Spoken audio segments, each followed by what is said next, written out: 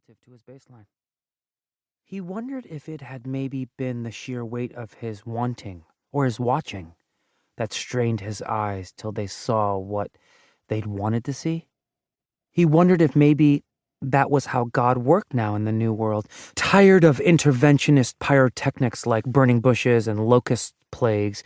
Maybe God now worked through the tired eyes of drunk Iranians in the American Midwest, through CVS handles of bourbon and little pink pills with G31 written on their side. Cyrus took a pull from the giant plastic Old Crow bottle. The whiskey did for him what a bedside table did for normal people.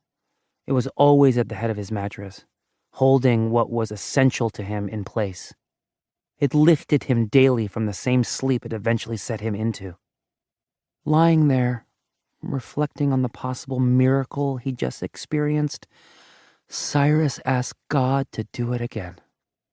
Confirmation like typing your password in twice to a web browser. Surely, if the all-knowing creator of the universe had wanted to reveal themselves to Cyrus, there'd be no ambiguity.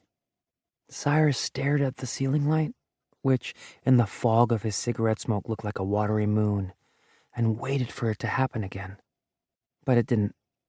Whatever sliver of a flicker he had or hadn't perceived didn't come back. And so lying there in the stuffy haze of relative sobriety, itself a kind of high, amidst the underwear and cans and dried piss and empty orange pill bottles and half-read books held open against the hardwood, breaking their spines to face away, Cyrus had a decision to make. 1. 2 years later. Monday. Katy University, 6th of February, 2017. I would die for you, Cyrus said alone to his reflection in the little hospital mirror.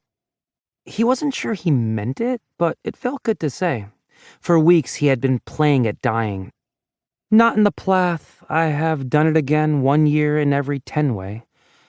Cyrus was working as a medical actor at the Katy University Hospital. $20 an hour, 15 hours a week, Cyrus pretended to be of those who perish. He liked how the Quran put it that way, not until you die, but until you are of those who perish. Like an arrival into a new community, one that had been eagerly waiting for you.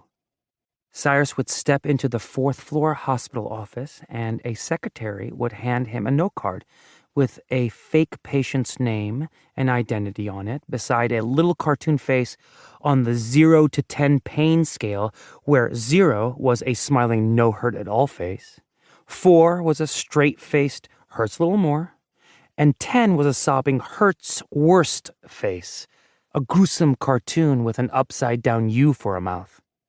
Cyrus felt he'd found his calling. Some days he was the one dying. Others, he was their family. That night, Cyrus would be Sally Gutierrez, mother of 3, and the face would be a 6. Hurts even more. That's all the information he had before an anxious medical student in an ill-fitting white coat shuffled in and told Cyrus/Sally his daughter had been in a car accident, that the team had done all they could do but couldn't save her. Cyrus dialed his reaction up to a 6, just on the cusp of tears. He asked the medical student if he could see his daughter. He cursed and at one point screamed a little. When Cyrus left that evening, he grabbed a chocolate granola bar from the little wicker basket on the secretary's table. The med students were often overeager to console him like daytime talk show hosts.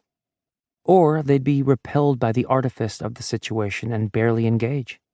They'd offer platitudes from a list they'd been made to memorize, try to refer Cyrus to the hospital's counseling services. Eventually, they would leave the exam room, and Cyrus would be left to evaluate their compassion by filling out a photocopied score sheet. A little camera on a tripod recorded each exchange for review. Sometimes the medical student would ask Cyrus if he wanted to donate his beloved's organs. This was one of the conversations the school was training them for.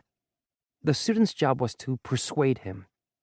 Cyrus was Buck Stapleton, assistant coach of the varsity.